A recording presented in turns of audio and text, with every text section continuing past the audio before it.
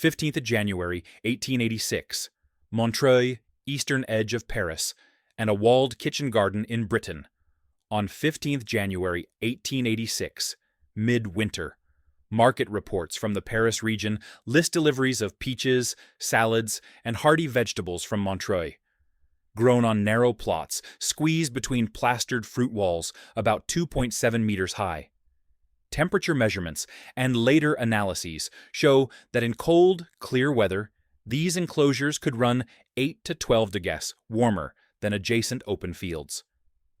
At the same time in Britain, estate records and gardening manuals describe brick and stone-walled kitchen gardens, where lettuces, carrots, and wintergreens are still being cut in December and January from beds protected by tall walls, hotbeds, and glass lean-tos, while neighboring fields remain frozen and bare. Agricultural writers, looking at the capital tied up in masonry and glass, sometimes dismissed such gardens as luxuries, affordable only to the rich. This documentary asks a narrow technical question. Did those wasteful high walls, measured in brick and stone, reliably buy enough extra warmth to produce food in January when most farms had none? 15th January 1886. Temperate Europe, Paris region, and British Isles. A farm account book from a British holding shows columns for potatoes, cabbages, turnips, and grain. In the margin, a note reads, "No fresh vegetables, ground frozen." The agricultural year in temperate Europe imposed a harsh rhythm. British and American horticultural sources from the 19th century define the hungry gap as the period from roughly December through March, when open field systems could supply no new fresh vegetables, only stored produce. The last autumn harvests typically concluded by late October or early November. First hard frosts arrived in mid-November. Storage crops, potatoes, carrots, beets, cabbages, were held for weeks or months in root cellars, but their quality deteriorated steadily. By January, families subsisted on what they had preserved, with no prospect of fresh greens or salads until spring growth resumed in March or April. This represented approximately 16 to 20 weeks each year when conventional farms produced nothing fresh. Tenant farmers and smallholders accepted this scarcity as inevitable. They relied on stores, rationed carefully, and waited for spring. Against this backdrop, a different approach emerged among estate gardens and specialist growers: the walled kitchen garden. These installations represented a documented structural response to the thermal limitations of winter. Typical walled gardens ranged from 0.3 to 1 hectare in size. Walls stood 2.5 to 3.5 meters high and approximately 0.5 meters thick at the base, enclosing the plot on all sides. The plans followed rectangular layouts, deliberately oriented to maximize the length of south-facing wall available for trained fruit and the warmest vegetable beds. Estate plans and horticultural texts provide precise specifications. The walls were not decorative boundaries, but intentional climate modification infrastructure. Where neighboring tenant farms accepted winter scarcity, estate gardeners poured stone and brick into tall enclosures designed to alter wind patterns and radiation balance, extending production into the hungry gap. A writer in the Journal of Horticulture noted in 1875, "In ordinary years, the open garden ceases to yield fresh vegetables by December, and nothing is cut until March or later." The same article acknowledged that walled gardens, under proper management, continue to supply the table through the winter months. The hunger gap was fundamentally a thermal and daylight problem. Insufficient temperature halted growth. Frequent hard frosts killed tender crops. Enclosing space with high mass walls represented an intentional attempt to modify that microclimate by blocking wind, reducing convective heat loss, and storing solar heat accumulated during brief winter sunshine. In the same January week that open fields in southern England recorded night air at 5 degrees 60 and no harvest, Estate records from walled gardens showed lettuces and salads being cut daily from beds set against walls over 3 meters high. 18th of January 1886, Montreuil-sous-Bois, eastern suburbs of Paris. A cadastral map of Montreuil shows long, narrow plots divided by continuous walls. A section drawing reveals their profile: plastered walls approximately 2.7 meters high, 55 centimeters thick at the base, tapering to 25 centimeters at the top, aligned roughly north-south. The murs à pêche of Montreuil represented the most intensive development of walled garden technology in Europe. The walls consisted of stone or brick cores rendered with lime plaster to increase reflectivity and weather resistance. This plastered surface, maintained regularly, maximized solar absorption during the day and improved heat re-radiation at night. The walls ran in parallel lines, creating narrow plots typically 6 to 10 meters wide, with access lanes between them. Historical notes and modern thermal analyses indicate that enclosed plots behind these walls could reach 8 to 12 degrees warmer than ambient air under sunshine and light winds. The mechanism was straightforward. Walls absorbed incoming solar radiation during daylight hours, storing heat in their thermal mass. After sunset, as ambient air cooled rapidly, the walls continued to re-radiate stored heat into the enclosed space. The enclosure itself reduced wind speeds, limiting convective heat loss from both the wall surfaces and the air within. This temperature uplift translated directly into practical agricultural advantages. An 8 to 12 degree C differential meant later first frosts in autumn, earlier last frosts in spring, and increased degree-day accumulation throughout the growing season. For peaches, a crop marginal in the Paris climate, this extension was critical. Hardy vegetables like lettuce, chicory, and winter salads benefited similarly, remaining productive in conditions that would halt growth in open fields.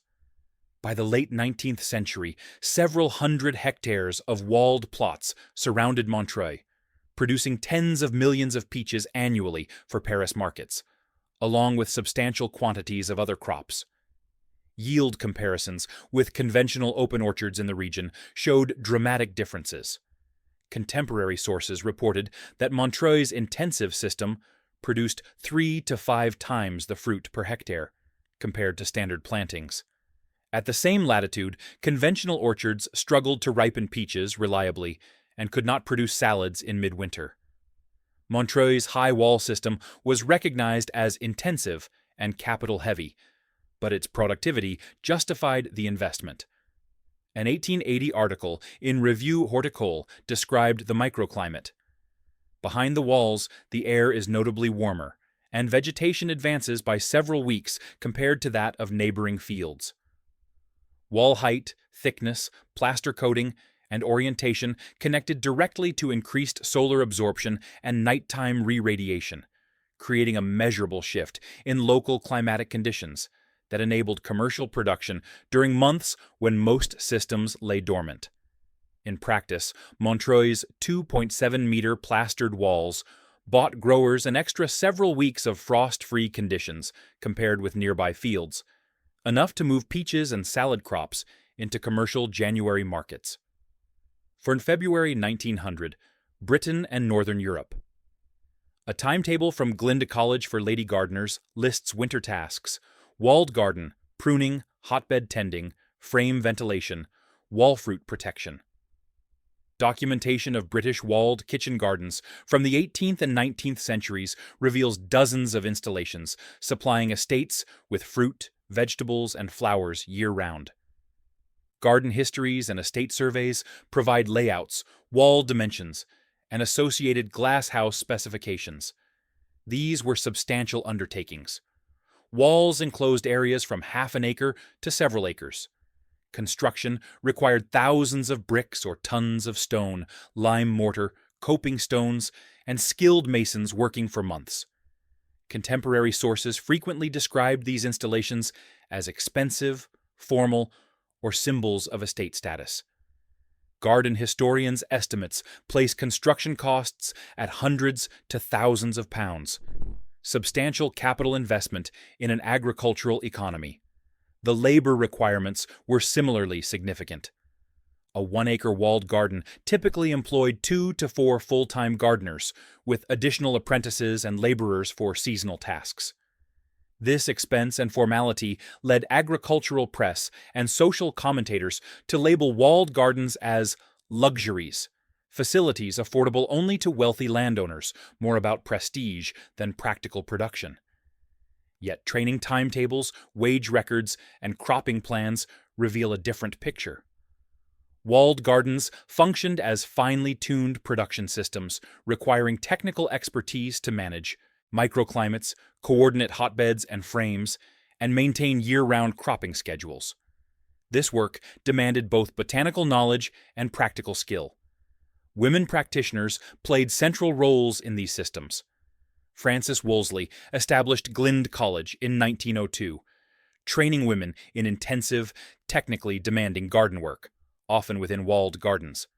Her writings emphasize the complexity of winter operations, managing hotbeds, timing frame ventilation to prevent both frost damage and overheating, coordinating multiple cropping cycles, and maintaining wall-trained fruit. Mary Elizabeth Burton followed a trajectory from gardening apprentice to head gardener at Chester's estate in Northumberland, and later served as vice president of the Royal Horticultural Society's Fruit and Vegetable Committee. Her career, documented in horticultural journals, illustrates the technical depth required to run a large walled garden successfully. She understood microclimate effects, hotbed construction, soil temperatures, and the precise timing needed to harvest crops throughout winter. Wolseley wrote in 1908, "Winter work within the shelter of walls and frames requires constant vigilance, but properly managed, these gardens supply fresh produce when all else has ceased." The investment in masonry and professional gardeners, including women in leadership roles, converted structural mass and intensive labor into documented winter food production and income. The walls were not ornamental, they were infrastructure. By 1900, commentators still dismissed high garden walls as formal luxuries, even as estate books recorded lettuce, carrots, and winter greens coming from those walls in December and January, when neighbouring farms had none. 10th March 1888. Composite of Montreuil and a representative British estate. A surveyor's notebook records main wall 3.2 mm high, 0.48 m, thicket base, faces due south, returns the enclosed garden to the east and west. The thermal behavior of garden walls followed straightforward physical principles, though their application required precision. Material properties mattered considerably. Brick, stone, and plastered surfaces exhibited different densities, specific heats, and rates of thermal absorption and emission. A typical brick wall, with density around 1,900 kg/m3 and specific heat approximately 840 J/K, stored substantial energy when exposed to sunshine. Stone walls, depending on type, showed similar characteristics. Lime plaster increased surface reflectivity, improving solar gain.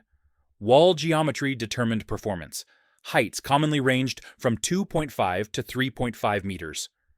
Base thickness approached 0.5 meters, tapering upward for stability.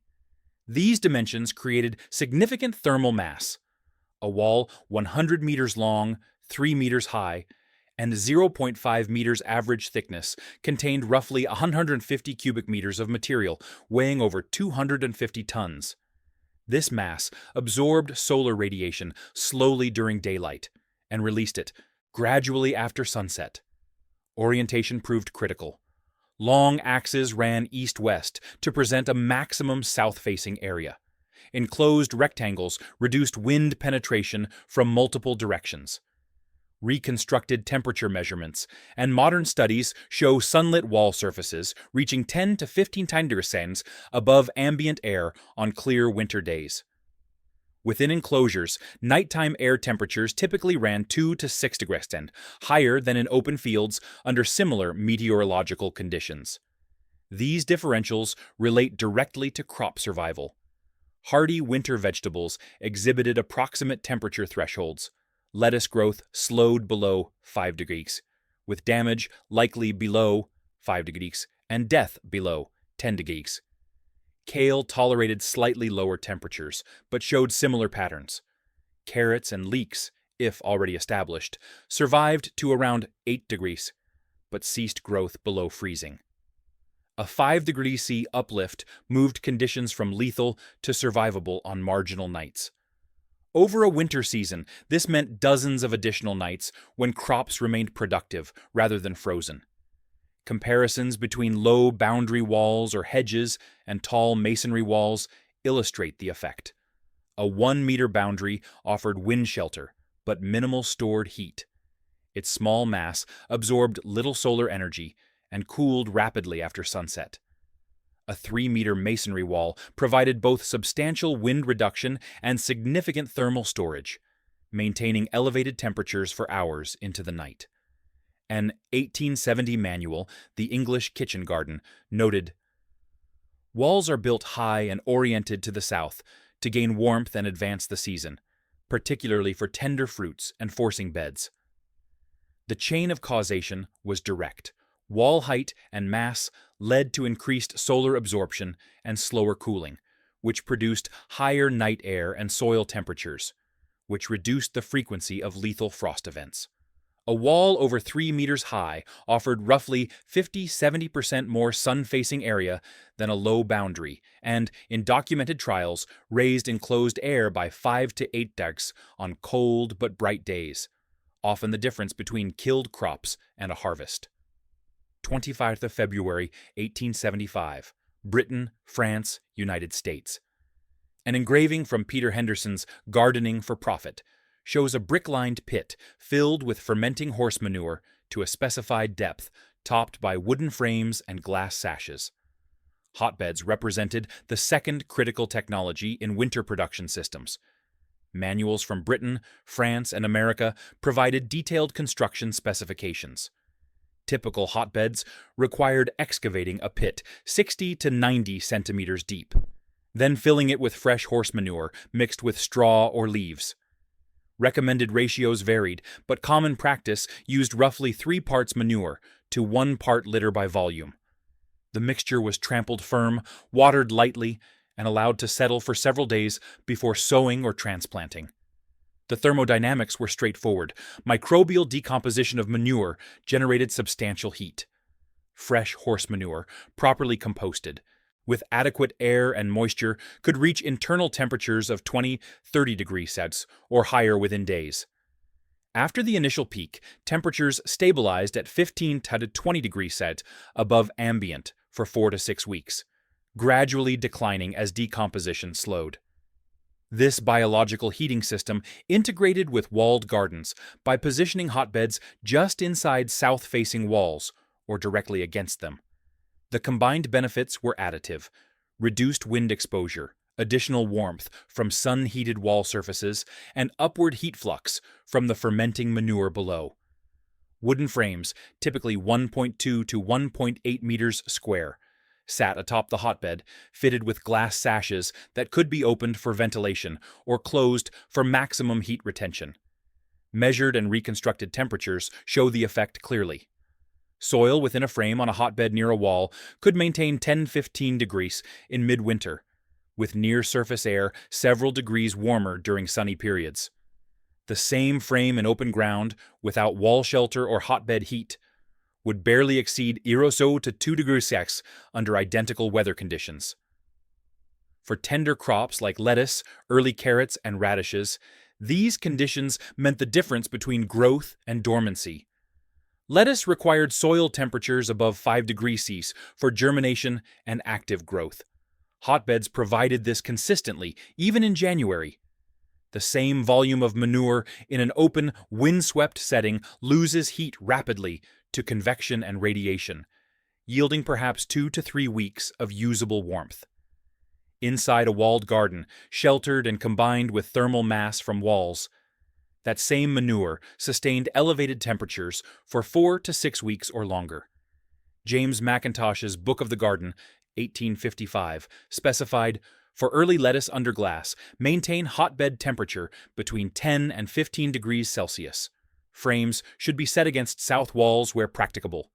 The connection between manure volume, frame construction, wall shelter, and measured soil temperatures translated directly into concrete cropping outcomes.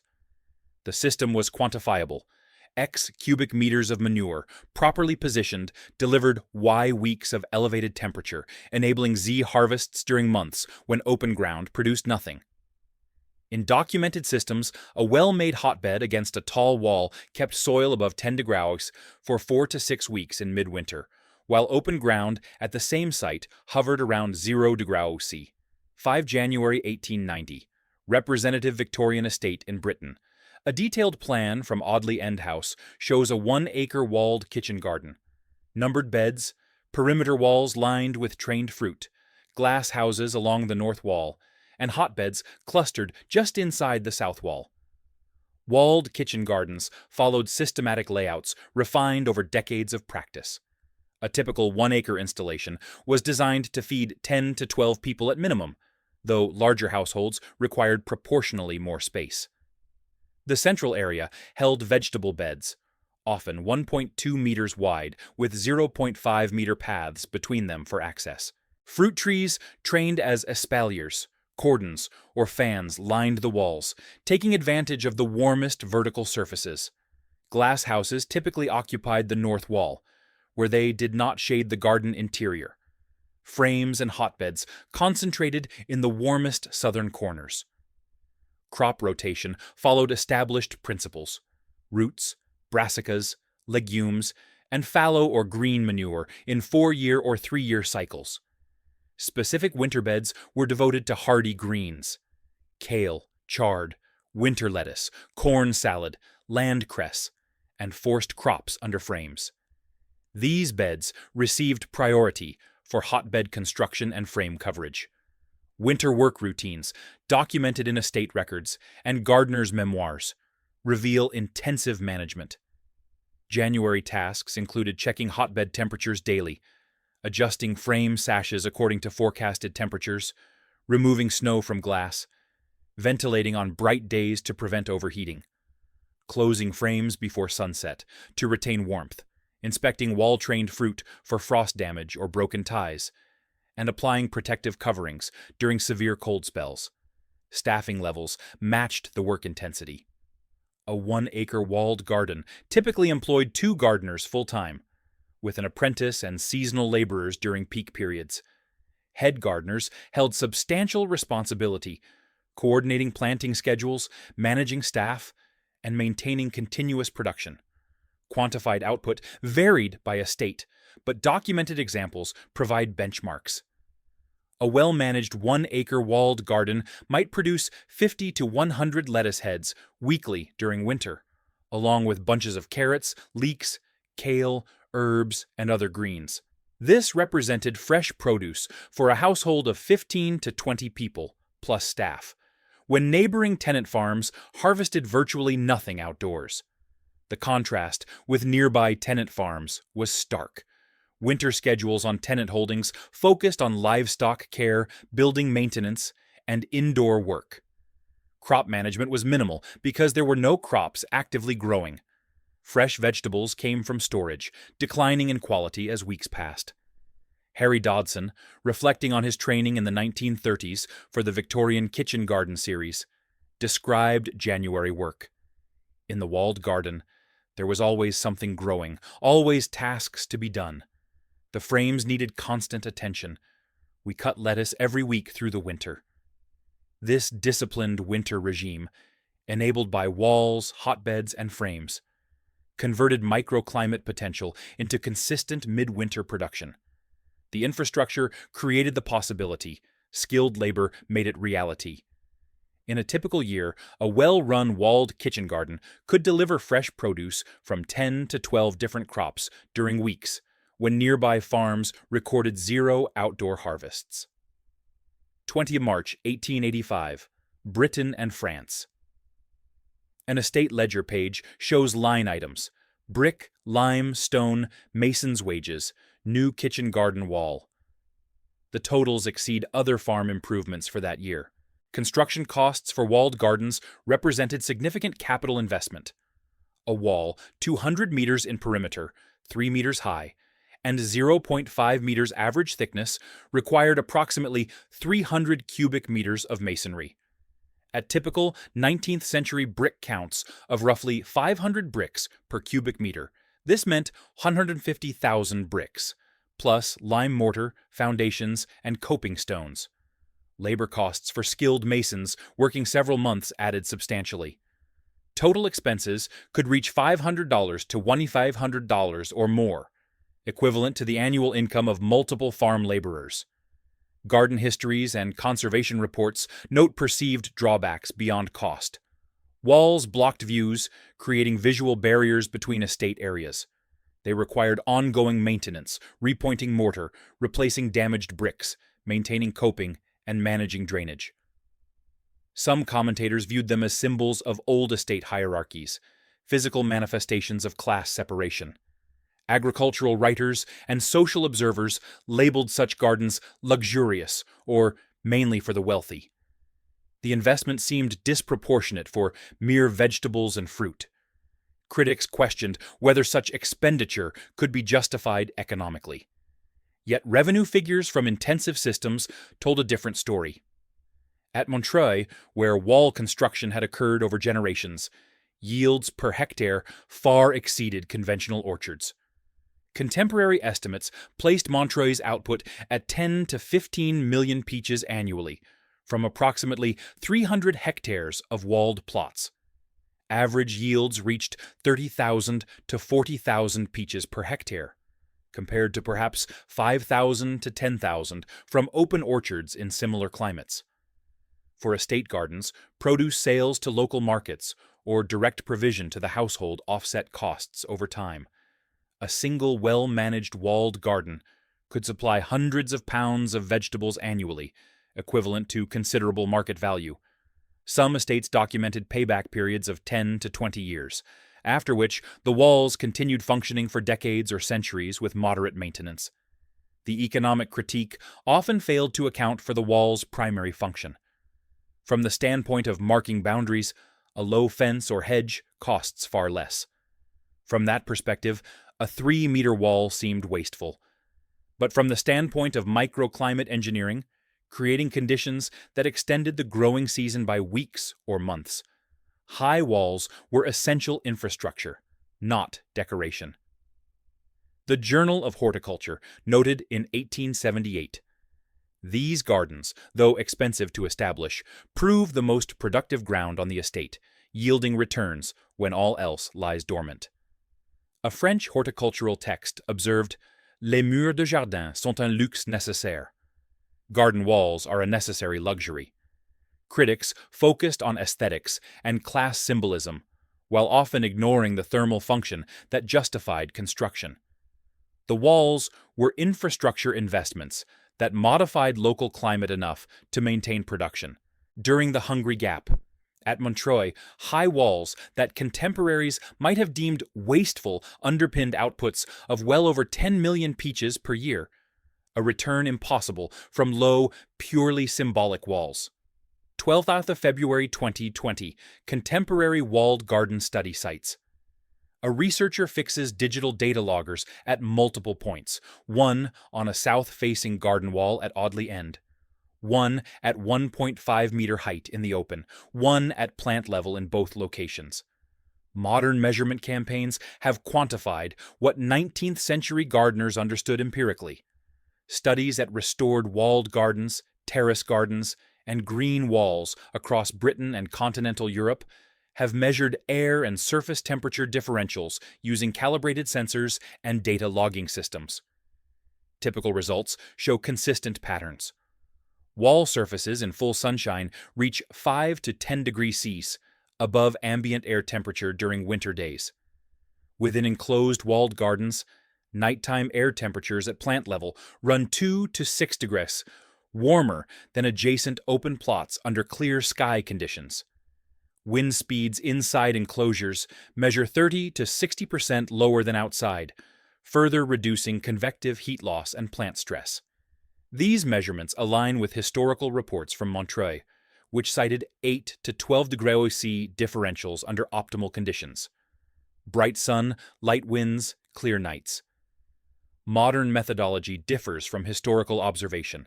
Contemporary studies use standardized instruments with continuous logging, while 19th century measurements relied on mercury thermometers read periodically. Despite methodological differences, the order of magnitude remains consistent.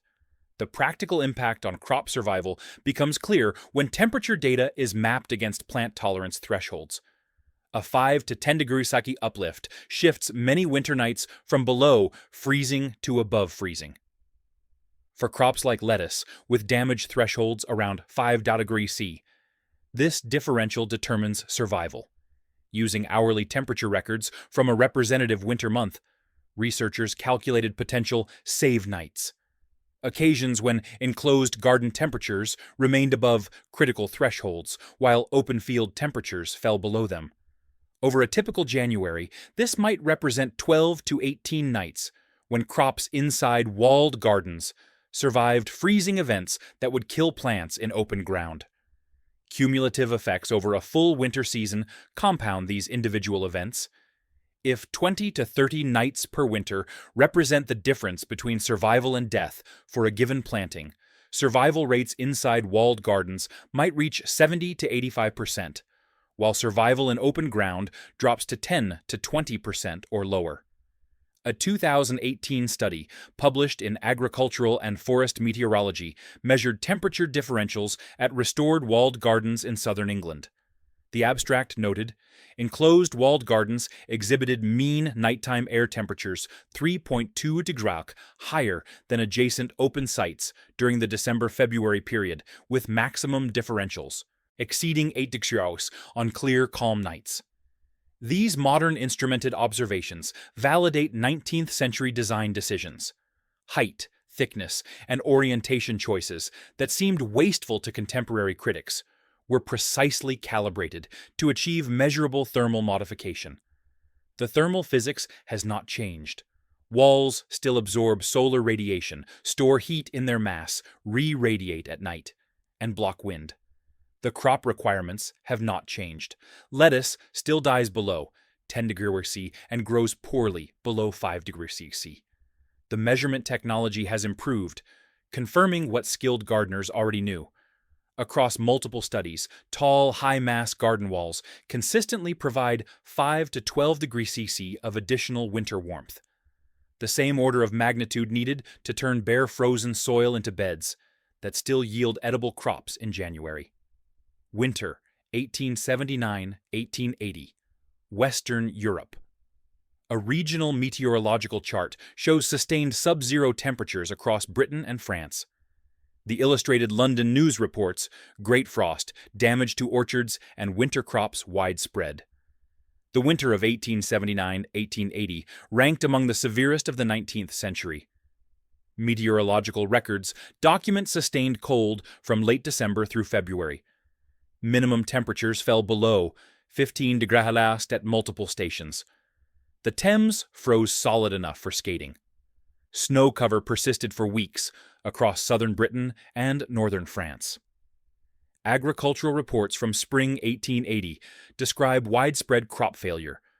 Open orchards suffered extensive damage. Fruit tree mortality exceeded 30% in some regions. Winter cereals, normally hardy, showed poor emergence or outright death. Market gardens, relying on storage crops, faced shortages as prolonged cold exhausted supplies.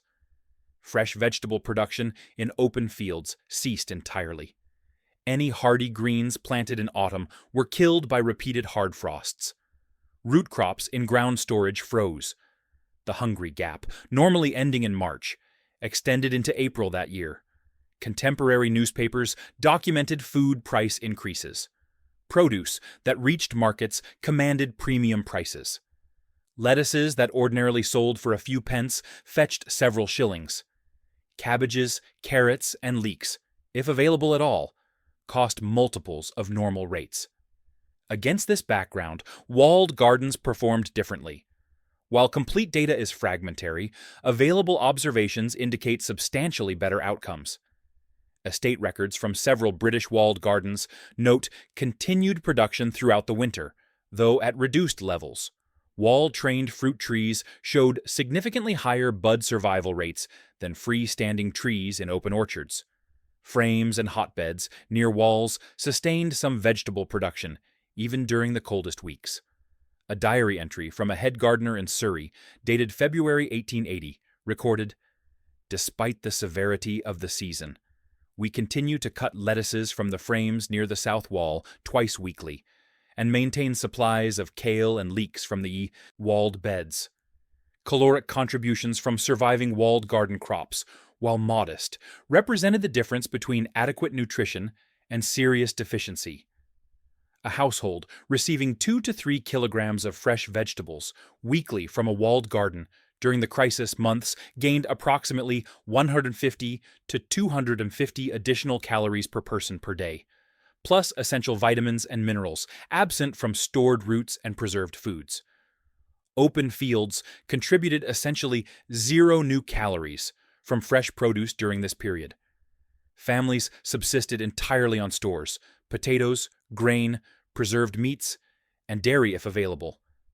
The nutritional contrast was stark. Market signals reinforced the practical value. Gardens that maintained even limited production during the Great Frost earned exceptional returns, often covering an entire year's operating costs in a single winter season. The test was severe, but not unique. Harsh winters recurred periodically. Walled gardens consistently showed resilience that open systems lacked. The investment in masonry and intensive management proved its value precisely when conditions were most difficult. During the Great Frost, many open farms recorded total winter vegetable loss, while protected gardens still delivered measurable harvests, effectively turning luxury brickwork into winter food infrastructure. 19th century temperate kitchen garden. A 2-column table compares open field bed and walled plus hotbed bed with rows for night air temperature, soil temperature, plant status, and survival probability. Using a real January temperature series from southeastern England, specifically data from Greenwich Observatory for January 1885, we can reconstruct thermal outcomes under different scenarios. January 1885 averaged 3.1 Ian, with minimum temperatures reaching 6 degrees Celsius and maximum temperatures around 8 degrees Celsius. Several nights dropped below freezing. Scenario 1. A bed of winter lettuce planted in open ground, with no shelter or supplemental heat.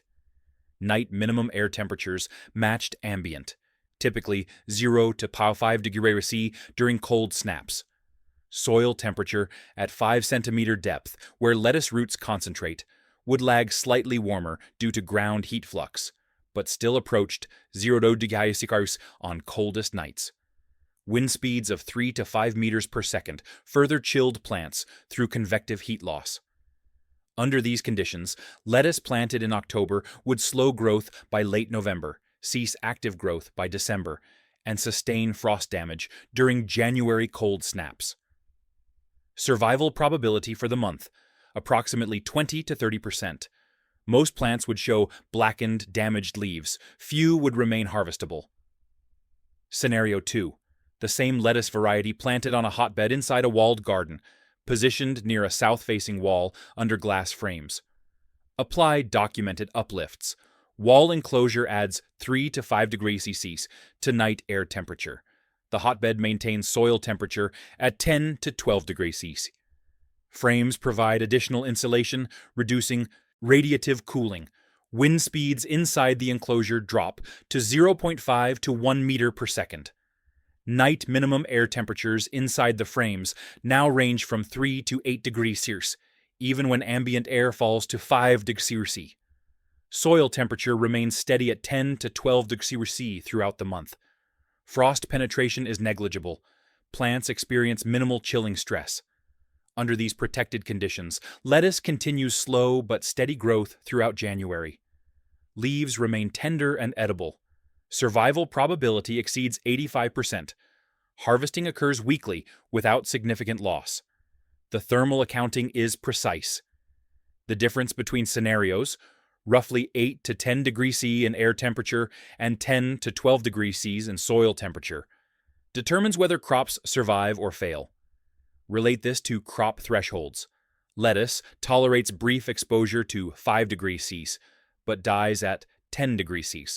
Prolonged temperatures below 0 degrees C cause cumulative damage. Inside the walled garden system, temperatures never approach lethal thresholds. Contemporary documentation supports these reconstructions. Estate records from the period note January lettuce harvests from protected gardens as routine, while agricultural reports confirm that open field production had ceased. Thomas Waters' Gleanings from Gardens, 1859, specified, with proper management of frames and hotbeds within walled enclosures, the gardener maintains a supply of small salads, lettuces, and radishes through the severest winters. The modeled temperatures align precisely with archival claims. Protected beds stayed above critical thresholds on most nights. Outside beds fell below them too often to sustain crops. Under the same week of January weather, the model shows hardy vegetables inside tall walls and hotbeds staying above critical thresholds on 6 or 7 nights, while plants in open ground are killed outright. 1880-1910, estates, market gardens, smallholders. An estate provisioning ledger from Chatsworth lists January deliveries from the kitchen garden: lettuces 24, carrots 30 bunches, leeks 18 dozen, with specific dates noted. The thermal and yield data developed through measurement and practice demanded reinterpretation of earlier criticisms. Walls and glass had been labeled luxury spending, unjustifiable expense for vegetables and fruit.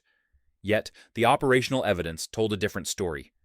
Estate records and local histories document cases where head gardeners, including women such as Mary Elizabeth Burton at Chester's, managed walled gardens that fed both household residents and staff year-round, with occasional surplus sold to local markets. Winter provisioning lists from multiple estates show consistent patterns. Fresh vegetables delivered from the walled garden weekly or twice weekly during December, January, and February, when neighboring farms produced nothing outdoors.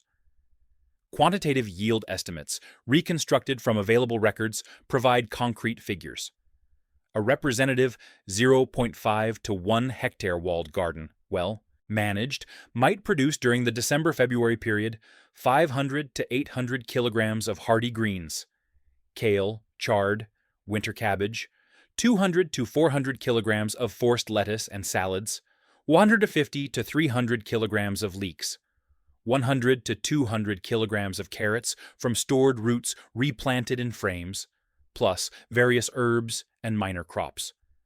Total winter production might reach 1,000 to 1,800 kilograms over 3 months, or roughly 10 to 20 kilograms per 100 square meters. Converting to caloric equivalents, lettuces provide approximately 150 kilocalories, kale around 500 kcal, leeks 600 kcal. The total caloric contribution ranges from 500,000 to 900,000 kcal over the winter period, or 5,500 to 10,000 kcal daily. For a typical estate population of 20 to 30 people, family, staff, laborers, this represented 180 to 500 kcal per person per day from fresh vegetables alone, a meaningful supplement to stored staples, and a source of vitamins and minerals unavailable from grain and preserved foods. Neighboring smallholders and laborers, lacking walled gardens, relied almost entirely on stored roots and grain during the same period. Their winter diets provided adequate calories from potatoes, turnips, and bread, but minimal fresh produce.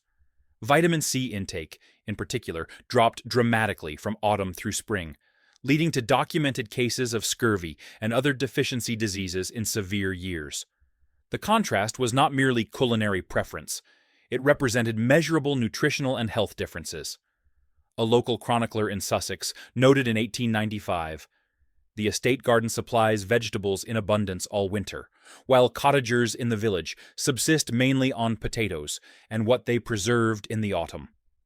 The masonry, orientation, and management decisions that created these systems formed a technical whole that delivered real winter food security. The walls were not ornamental. They were primary infrastructure that modified climate enough to maintain production during months when conventional systems were dormant.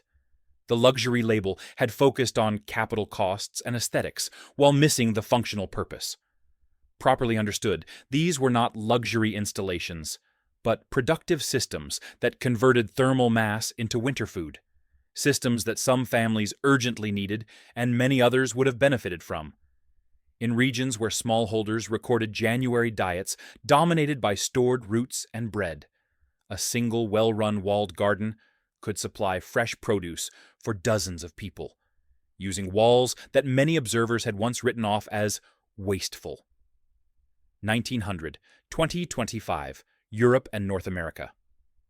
A photo sequence shows the same site across time, a walled garden in active production around 1910.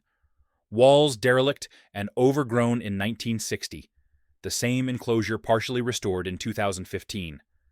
The decline of walled kitchen gardens followed economic and technological changes. Railways and steamships, expanding rapidly from the 1850s onward, enabled long-distance transport of fresh produce. Regions with mild climates, southern Spain, Italy, southern France, shipped vegetables to northern markets throughout winter. Refrigerated rail cars and ships, developed in the 1880s and widely adopted by 1900, further extended reach. Heated glass houses, using coal-fired boilers to maintain temperatures, offered an alternative to passive solar heating. By the early 20th century, imported vegetables from warmer climates and industrially heated greenhouses made year-round fresh produce available more cheaply and conveniently than walled gardens could supply. Many walled gardens were converted to ornamental spaces, losing their productive infrastructure. Others became storage yards, their walls retained, but their horticultural function abandoned. Numerous estates demolished garden walls entirely as maintenance costs exceeded perceived value. The Second World War briefly reversed this trend. British Dig for Victory campaigns encouraged food production, and some walled gardens returned to vegetable growing. But post-war, the decline resumed. By 1980, most walled kitchen gardens in Britain were derelict or repurposed. Restoration efforts began in the 1980s and accelerated through the 1990s and 2000s. Historic properties including Audley End, Picton Castle, West Dean, and Lost Gardens of Helligan undertook systematic restoration, returning walled gardens to productive use for public interpretation and experimental horticulture. These restorations provided opportunities for modern measurement campaigns, confirming temperature differentials similar to historical claims. Conservation reports note both historical decline and renewed appreciation. English Heritage's 2004 survey documented approximately 3,000 walled gardens in England alone, with varying conditions from pristine to ruined. Technical lessons from historical walled gardens translate to modern contexts, though direct replication is impractical for most smallholders. Lower stone or brick walls, even 1 to 1.5 meters high, provide partial microclimate benefits. Earth banks and shelter belts reduce wind effectively at lower cost. Lean-to greenhouses or polytunnels placed against masonry walls capture solar gain and benefit from reduced wind exposure, extending seasons without full-walled enclosures. The physical behavior of walls, absorbing solar radiation, storing heat, re-radiating at night, blocking wind, remains unchanged. Contemporary gardeners and permaculture practitioners applying these principles at smaller scales report measurable benefits: extended harvest seasons, reduced frost damage, improved yields of marginal crops. The original economic rationale shifted. Elite household supply and high-value fruit production no longer justify walled garden construction costs, but the thermal principles remain valid and applicable. Modern measurements at restored walled gardens show their enclosures still run several degrees warmer in winter. The same margin 19th century gardeners quietly relied on to grow food when others could not. A summary chart overlays three axes: wall height, average winter temperature uplift, and kilograms of January vegetables per 100 square meters. The quantitative record across multiple sources, sites, and time periods establishes clear patterns. Typical wall heights ranged from 2.5 to 3.5 meters, with base thicknesses around 0.5 meters. These dimensions provided substantial thermal mass and wind shelter. Temperature uplift inside walled gardens, measured historically and confirmed by modern studies, generally ranged from 5 to 12 degrees Celsius compared with adjacent open ground. The variation depended on weather conditions. Maximum differentials occurred on clear, calm nights when radiative cooling dominated. Minimum differentials occurred during cloudy, windy conditions when radiative effects were suppressed, and wind penetration partially negated enclosure benefits. Extension of the harvest season by several weeks at both autumn and spring transitions was consistently documented. First frosts arrived later inside walls, last frosts cleared earlier. The cumulative effect created a longer effective growing season, critical for production during the Hungry Gap. Estimated winter yield per 100 square meters for representative systems ranged from 10 to 20 kilograms over the December-February period, with well-managed installations achieving the higher end of this range. Caloric translation, as calculated earlier, provided 5,500 to 10,000 kilocalories daily from a half-hectare garden, supporting 20 to 30 people with meaningful fresh vegetable intake during winter months. One narrative element requires clarification. While no single archival case perfectly matches the phrase, "one woman's wasteful walls," the historical record documents women gardeners, head gardeners, and instructors who were central to operating and refining walled garden systems. Frances Wolseley trained hundreds of women in intensive garden management. Mary Elizabeth Burton rose to head gardener on a major estate, and held leadership roles in national horticultural organizations. Other documented women practitioners managed walled gardens, published horticultural texts, and advanced technical knowledge of microclimate management. The title represents a composite of documented practice rather than a specific individual. Women were integral to these systems, both as practitioners and as critics of the luxury label that obscured their productive function. The final metric synthesizes the entire analysis. Correctly designed walled gardens, with walls 2.5 to 3.5 meters high, 0.5 meters thick, oriented to maximize south exposure, combined with hotbeds and frames, maintained near-ground winter temperatures 5 to 10 degrees Celsius higher than adjacent open fields. This differential represented the critical margin between dead plants and usable January harvests. The walls were not wasteful. They were infrastructure that modified local climate through straightforward thermal physics, enabling food production during months when conventional agriculture was dormant. The investment was substantial, but the return, measured in weeks of extended season, kilograms of fresh produce, and calories delivered when scarcity prevailed, justified construction and maintenance costs for those who could afford them. In documented tests, reconstructions, and historical records, correctly designed walled gardens maintain near-ground winter temperatures 5 to 10 degrees higher than adjacent open fields, often the exact margin between dead plants and a usable harvest in January. If you value practical, evidence-based historical techniques grounded in archives and real measurements, consider supporting the channel so we can continue documenting systems like these.